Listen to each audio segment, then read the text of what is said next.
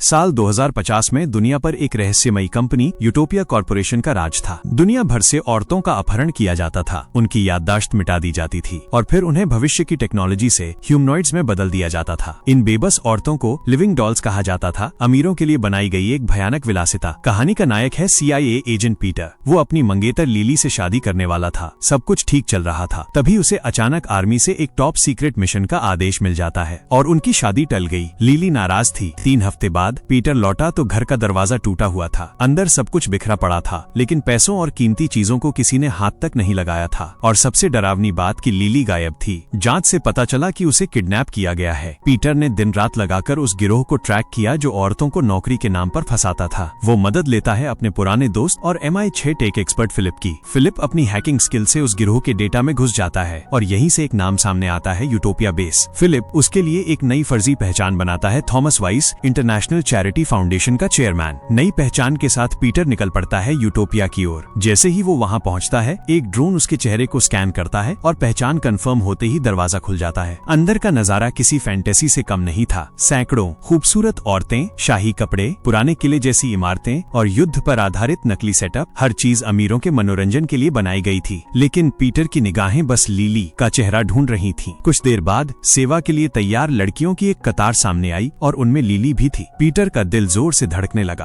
तभी बेस का manager baker आई। उसे लगा पीटर कोई स्पेशल इन्वेस्टर है। वो मुस्कुराकर बोली, यहाँ हर लड़की को ग्राहक की पसंद के हिसाब से प्रोग्राम किया जा सकता है। पीटर की निगाहें बस लिली पर टिकी थीं, लेकिन उसी पल एक गंजा इन्वेस्टर वहाँ आया और लिली को अपनी बाहों में लेकर चला गया। पीटर बस देखता रह गया, अंदर ही अंदर जलता हुआ। अगले दिन पीटर एक सैनिक की वर्दी पहनकर वॉर रिक्रिएशन जोन में घुस गया। वहाँ उसकी मुलाकात एक गोल्डन हेयर लड़की से हुई। वो मुस्कुराई और बोली, मेरा नाम पेरिस। फिर अचानक रुक गई, जैसे उसका दिमाग किसी आदेश का इंतजार कर रहा हो। यहीं से पीटर को यकीन हो गया, ये औरतें इंसान नहीं रहीं, ब्रेन कंट्रोल्ड मशीनें बन चुकी हैं। अचानक एक मशीनी आवाज गूंजी, good morning mister Vice, welcome to Utopia paradise. दरवाजे पर सिक्योरिटी चीफ आया और कुछ देर तक पीटर को घूरता रहा। कहीं मैंने तुम्हें पहले देखा है। उसके चेहरे पर शक साफ झलक रहा था। इसी बीच यूटोपिया का संस्थापक मिस्टर डाना नए निवेशकों का स्वागत कर रहा था। वो कह रहा था, हम भविष्य के मनुष्य निर्माण पर काम कर रहे हैं, एक ऐसी दुनिया जहाँ इंसान अमर हो सके। पीटर ने धीरे से पूछा, क्या आप इंसान की यादें भी मिटा देते हैं? डाना मुस्कुराया, ये बिजनेस सीक्रेट है मिस्टर वाइस। तभी कंट्रोल रूम में अलार्म बज उठा। Unauthorised encrypted signal detected. Security chief चिल्लाया, यहाँ कोई जासूस है। असल में वो सिग्नल पीटर का ही लगाया हुआ था, ताकि शक किसी और पर जाए। नतीजा ये हुआ कि एक निर्दोष इन्वेस्टर पकड़ा गया और सिक्योरिटी चीफ ने सबके सामने उसकी आंखें निकाल दी गईं। मौका पाकर पीटर लिली तक पहुंच गया। वो उसकी याददाश्त वापस लाने की कोशिश करता है। लिली, मैं हूँ पीटर, याद है? लिली के चेहरे पर एक पल को झलक आई, लेकिन तभी गंजा इन्वेस्टर अंदर आया। मेरी औरत को छूने की हिम्मत, वो चिल्लाया और उसके आदमी ने हमला कर दिया। भयंकर लड़ाई छिड़ गई। घायल होने के बावजूद पीटर ने पूरी ताकत से मुकाबला किया और आखिरकार उसे खत्म कर दिया। दोनों किसी तरह बेस से भाग निकले। पीटर ने फिलिप से संपर्क किया। फिलिप ने लिली का ब्रेन स्कैन शुरू किया ताकि उसकी असली यादें लौटाई जा सके। लेकिन तभी फिलिप की स्क्रीन पर चेतावनी चमकी। फिलिप चिल्लाया, पीटर, वो तुम्हारे पीछे हैं, तुरंत निकलो। पीटर लिली को लेकर भागा। फिलिप ने पूरे बेस की सिक्योरिटी सिस्टम हैक कर बंद कर दी और बस उन्हें कुछ मिनटों का वक्त मिल गया। दिमागी स्कैन से पता चला कि लिली के कंट्रोल चिप का सोर्स बेस के अंडरग्राउंड सेक्शन में है, लेकिन अब बहुत देर हो चुकी थी। पूरे यूटोपिया बेस में सायरन गूंजने लगे, दरवाजे बंद हो गए। हर स्क्रीन पर एक ही संदेश, इंट्रूडर अलर्ट, चमक रहा था। पीटर और लिली अब यूटोपिया बेस के सबसे गहरे हिस्से में पहुंच चुके थे। सामने एक भारी स्टील का दरवाजा था। पीटर ने चारों तरफ देखा, पर कोई रास्ता समझ नहीं आया। तभी लिली आगे बढ़ी। जैसे ही उसने सेंसर के पास कदम रखा, सिस्टम ने उसकी पहचान स्कैन की और दरवाजा अपने आप खुल गया। अंदर का नजारा देखकर पीटर सन्न रह गया। कांच की दीवारों के बीच सैकड़ों लड़कियां एकदम बेजान पड़ी थीं। पहले तो उसे लगा कि ये सब किसी ट्रांस में है, लेकिन ध्यान से देखने पर समझ आया ये इंसान नहीं, क्लोन है। अचानक पीछे से गोलीबारी शुरू हो गई। सिक्योरिटी गार्ड्स ने उन्हें देख लिया था। पीटर ने झट से लिली का हाथ पकड़ा और पास के मोड़ पर झुक गया। गोलियां उनके सिर के ऊपर से गुजरती चली गईं। उसी वक्त फिलिप का मैसेज आया, पीटर, नई लोकेशन मिली है, सिग्नल सोर्स यही है। और तभी पीछा कर रहे गार्ड्स पर कुछ औरतों ने पीछे से हमला कर दिया। असल में उन लड़कियों में से कुछ की आंशिक यादें लौट आई थीं। उन्हें याद आने लगा था कि उन्हें यहाँ कैसे कैद किया गया था। पीटर ने 3 जागी हुई लड़कियों के साथ सिग्नल सोर्स की ओर बढ़ना शुरू किया। वे एक लिफ्ट से ऊपर चढ़ते गए और जब जंग खाए लोहे के ढांचे तक पहुंचे तो सबके कदम वहीं रुक गए। चारों तरफ लोहे के फ्रेम में सैकड़ों सोई हुई औरतें रखी थी, जैसे किसी फैक्ट्री में खिलौने बनाए जा रहे हों। हर चेहरा एकदम शांत, हर आंख बंद, जिंदा लेकिन बेजान। टीम में शामिल एक काली लड़की अचानक ठिठक गई। उसने सामने पड़े एक शरीर की ओर इशारा किया। वो उसकी हूबहू कॉपी थी, चेहरा, बाल, यहाँ तक कि उसके जन्म का निशान भी वही। पीटर ने कंप्यूटर स्क्रीन पर नजर डाली। डेटा में लिखा था स्टेटस स्लीप मोड 2 साल 4 महीने। उसकी सांस थम गई। ये सब क्लोन है। लिली भी उन्हीं में से एक है। उसकी आवाज कांपने लगी। उन्हें एआई नहीं चला रहा, बल्कि उनके असली दिमागों से ये सब कंट्रोल हो रहे हैं। अब उसके सामने एक दर्दनाक चुनाव था। अगर वो सिस्टम को तोड़ दे तो असली इंसान आजाद हो जाएंगे, लेकिन क्लोन हमेशा के लिए खत्म हो जाएंगे। तभी उसकी नजर एक फ्रेम पर गई जहां असली लिली बेहोश पड़ी थी। वो दौड़कर कंट्रोल पैनल तक गया और अवेकन प्रोसेस का बटन दबा दिया। नीली रोशनी चारों तरफ फैल गई और लिली की पलकें हल्के से हिली। पर उसी वक्त सायरन गूंज उठा। सिक्योरिटी बल वहां पहुंच चुके थे। अचानक क्लोन लिली ने पीटर पर बंदूक तान दी। उसकी आवाज गंभीर थी, रुको नहीं तो मैं खुद को मार दूंगी। पीटर चिल्लाया, मार भी गई तो क्या फर्क पड़ता है, तुम असली नहीं हो। पर वो बोली, नहीं मैं ही असली लिली हूँ, बाकी सब नकली हैं। इसी बीच मिस्टर डाना अपने गार्ड्स के साथ अंदर आया। उसने गंभीर लहजे में कहा, ये सब बंद करो, उसे पकड़ लो। गार्ड्स पीटर को ले जाने लगे, लेकिन पीटर ने बिजली जैसी तेजी से एक गार्ड का हथियार छीना और 2 को वहीं गिरा दिया। उसने बाकी महिलाओं को भी बाहर निकलने का मौका दिया। बाहर निकलते वक्त वो फिर उसी गंजे इन्वेस्टर से टकराया जो पहले लिली पर हाथ डाल चुका था। वो गुर्राया, मेरी औरत को छोड़। पीटर ने कोई जवाब नहीं दिया, बस एक झटके में उसे भाला उठाकर दीवार में दे मारा। आखिर वो कंट्रोल सेंटर तक पहुंच गया। उसने ट्रांसमीटर लगाकर और फिलिप को बुलाया, हैक शुरू करो। फिलिप सिस्टम में घुसा ही था कि तभी एक बम लुढ़क कर अंदर आ गया। पीटर ने झट से उठाया और बाहर फेंक दिया। धुआं छंटा तो सामने फिर वही बंदूक ताने हुए। क्लोन लिली खड़ी थी। उसी वक्त फिलिप की आवाज आई, सिस्टम अनलॉक हो गया। सैकड़ों सोई हुई औरतें धीरे धीरे जागने लगी और तभी सबको एहसास हुआ अब क्लोन खुद चल फिर सकते हैं। उन्हें इंसानों के दिमाग की जरूरत नहीं रही। मिस्टर डाना ये देखकर पागल हो गया। कमाल है, अब इंसान की जरूरत ही नहीं। वो चिल्लाया, सभी असली इंसानों को खत्म कर दो। क्लोन लिली ने फिर पीटर पर बंदूक तान दी, लेकिन इस बार असली लिली पूरी तरह जाग चुकी थी। उसने झट से गोली चलाई और झूठे क्लोन को हमेशा के लिए खत्म कर दिया। गोली की गूंज थमते ही सब शांत हो गया। पीटर कुछ पल तक वहीं खड़ा रहा। उसे एहसास हुआ वो क्लोन भी किसी हद तक जिंदा थी, लेकिन अब वक्त था बाकी औरतों को आजाद करने का। सब बाहर की ओर भागे। दरवाजे पर पहुंचकर पीटर बोला, तुम सब निकलो, मुझे अभी एक काम बाकी है। वो पलटा और बेस की ओर लौट गया। वहां उसने सिक्योरिटी चीफ को ढूंढ निकाला। दोनों के बीच जबरदस्त लड़ाई हुई। आखिरकार पीटर ने उसे खत्म कर दिया और लिली व बाकी औरतों के साथ बेस से बाहर निकल आया। ऊपर टावर पर खड़ा मिस्टर डाना अपने इन्वेस्टर्स को डेटा दिखा रहा था। देखो, अब क्लोन तकनीक इंसानों से पूरी तरह स्वतंत्र हो चुकी है। तभी एक नया शख्स कमरे में दाखिल हुआ। वो बोला, मुझे तुम्हारी टेक्नोलॉजी पसंद है, मैं यूटोपिया प्रोजेक्ट के अगले चरण को फंड करना चाहता हूँ। डाना मुस्कुराया, अब असली इंसान और क्लोन दोनों का युग साथ साथ शुरू होगा और स्क्रीन धीरे धीरे ब्लैक हो जाती है। कहानी यहीं खत्म होती है। मिलते हैं अगले वीडियो में।